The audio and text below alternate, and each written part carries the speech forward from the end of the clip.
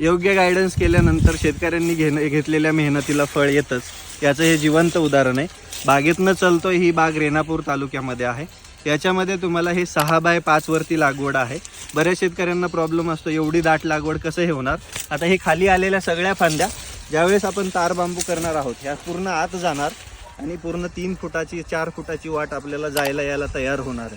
त्याच्यामुळे अंतर जे आपण 6x5 निवडलेलं आहे ते एकदम योग्य आहे आणि आम्ही ते योग्यच ठरवलेलं आहे. याच्यामध्ये फळाची बिलकुल कुठे कमी नाही आहे. त्याचं कारण म्हणजे प्रॉपरली केलेलं कामच आहे, दुसरं काहीच नाही. याच्यामध्ये वेगळं रॉकेट सायन्स नाही आहे, ही पण शेतीच आहे.